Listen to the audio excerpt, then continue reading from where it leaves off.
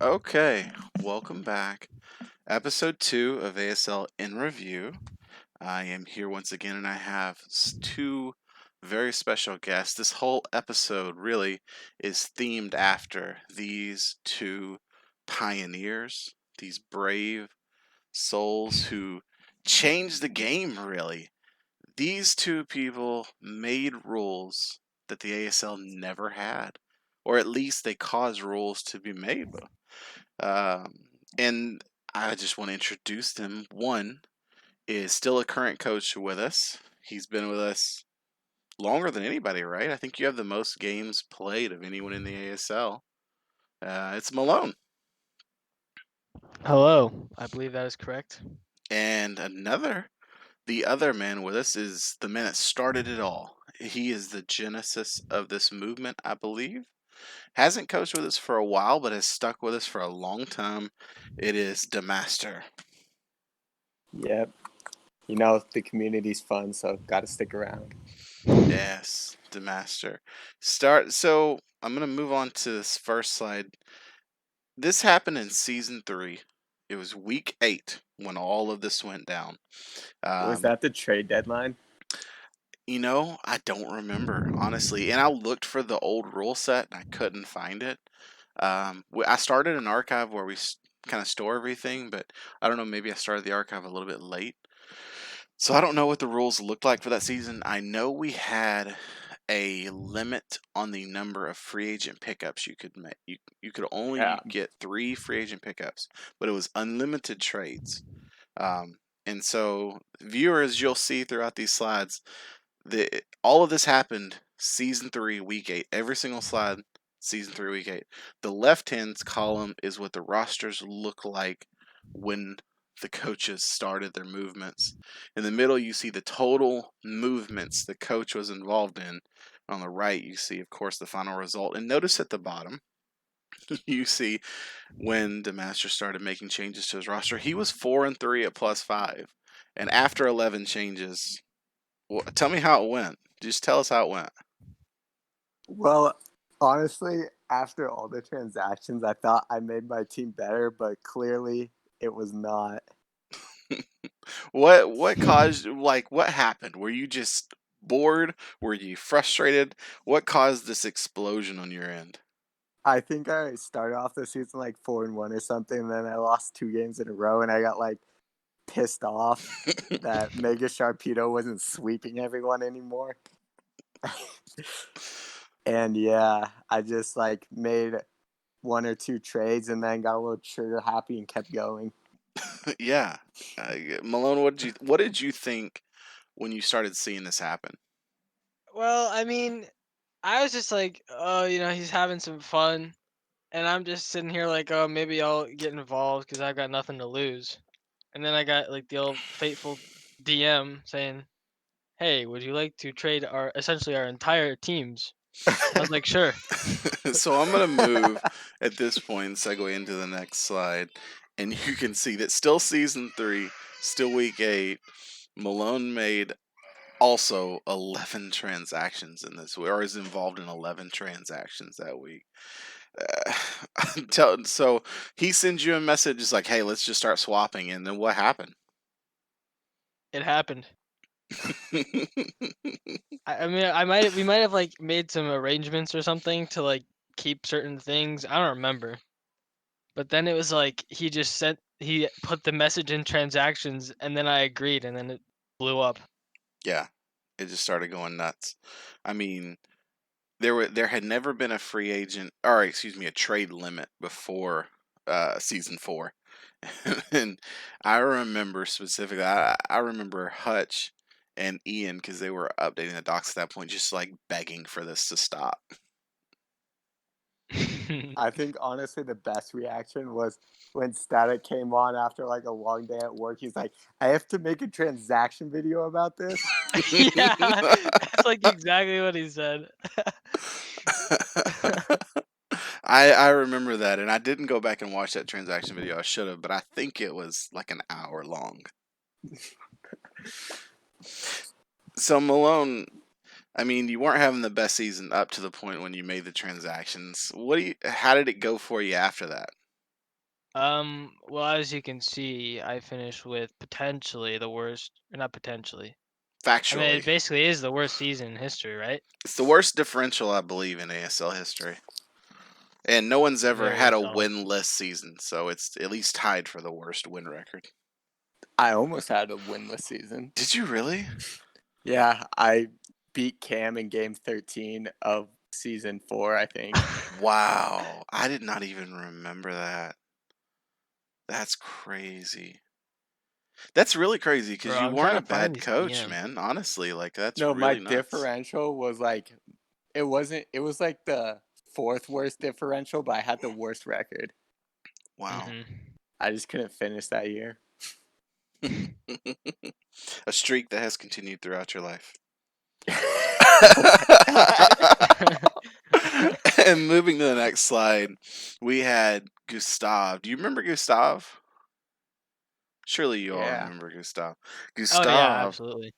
That was the only person I could beat. I wish he was here to tell us, but apparently he saw year 11. He saw Melone being involved in 11 transaction. He's like, God, I need to get my hands on this. I think I honestly convinced him to use all 3 of his pickup transactions and trade them to me. So you talked him into using his Yeah, free agent I moves was to I was to out, trade. and I got him to pick up Tapu Koko and trade it to me. Well, clearly it worked out for him because he went from 2-4 to winning only one more game the rest of the season.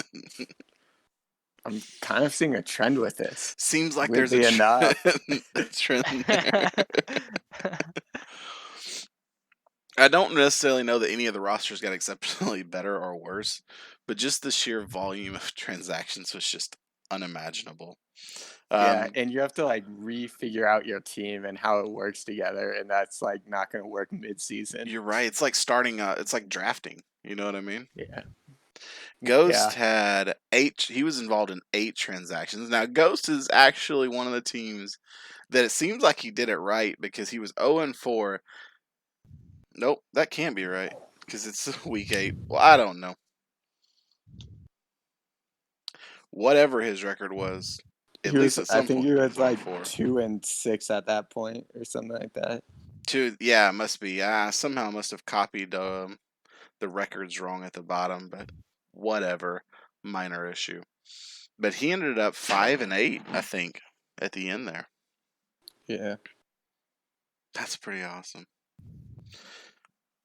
Inaria, a lot of people may not remember Inaria, but he was in the manage. I think he was the first person invited to join management, wasn't he? Do you guys remember? I don't know. I wasn't there season 1 and 2. Or maybe I was there too. I mean, I wasn't there season 1 though. I wasn't at the beginning of one, but I'm Yeah. trying to think. I don't remember. I think, if I remember right, he was the first person that joined the management team and lasted. I think he was there for a season. If I remember correctly, which I could be completely wrong. After he was finished his time with us, that's when we picked up Hutch. I think. Who knows? And then It all started with Rocker, though. we had Keister at 5 pickups. What did Rocker? Did he have? He had a part in this week 8 too. I think he's got a slide coming up at some point. Keister, for people that don't remember Keister. I just meant like he's the reason we're all here and this happened. Oh, of course. He's the genesis of everything. Keister was involved in that week with 5. Static had 3 transactions. He was involved. I'm pretty sure Keister was the first person I offered a trade to. Keister was? I offered Keister a trade, but he didn't get on till later, and he accepted it later. But yeah, he was the first person I offered. He kind of had a baller tier A with Celesteela, Mega Venusaur, and Manaphy. That's kind of really good. He ended up 10-3 too, so no surprise there. Celesteela 8 back then. Celesteela still does, honestly. It's crazy good. Static? Is it still really good? Yeah, it's still pretty good. Static ended up the season 8-5, made 3 transactions that season. His team nowadays would be broken with Meg Alakazam and all the stuff that it's gained. And then still having Zygarde 50. Crazy. This was the season that I came into the draft with the intent of drafting a bad team just for fun. Is that Mega Yeah, I Obama Snow remember. season? That was the Mega Obama season, man. That's what I That was was just like, legendary.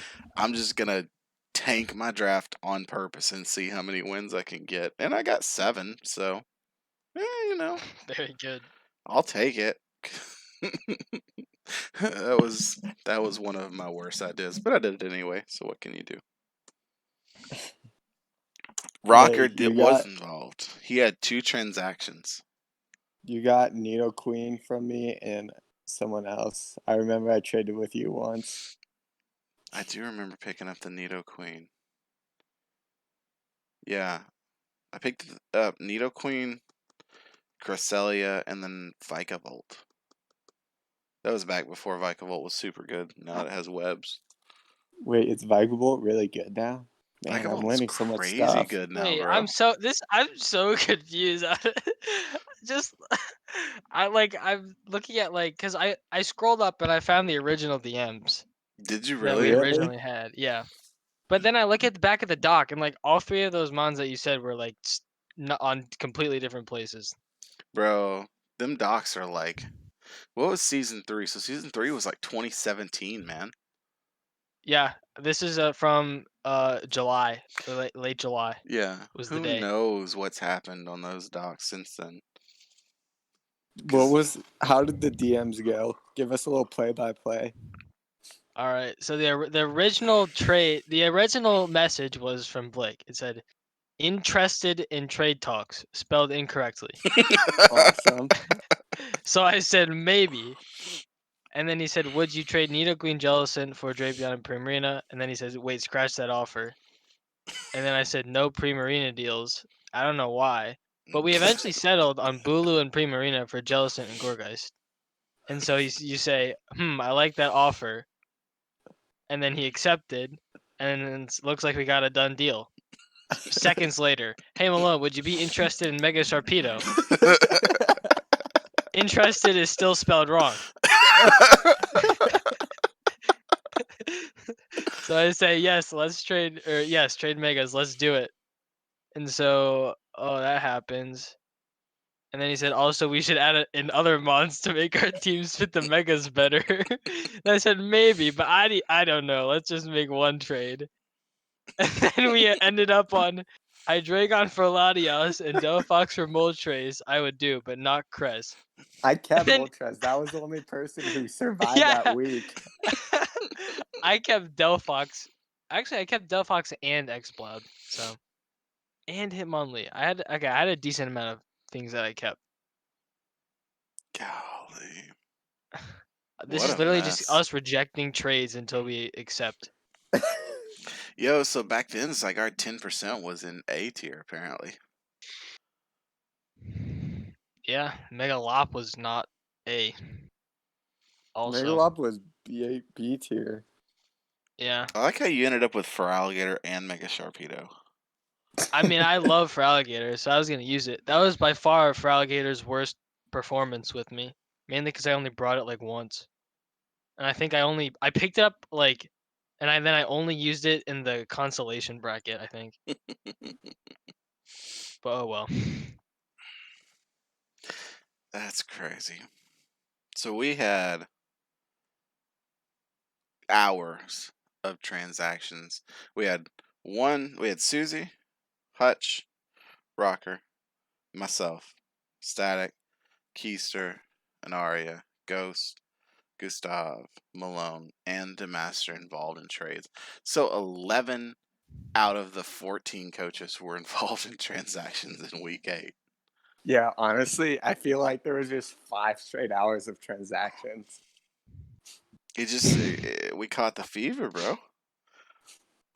We caught the fever. Hey, honestly, that was so fun at the time, just negotiating trade talks. Right. Yeah, this is I could just keep scrolling. I've got paragraphs here. And then later on in the season, you're like, "Hey, what team did you use to face Scenario?" And then it's just a pasted DM of the team. Dude, I honestly think I pretty much just use that team. What was your Mega Sharpedo set? Like every week. We just traded teams and gave each other the sets too. I can see why you don't like Mega Lot Buddy. I don't like it much either.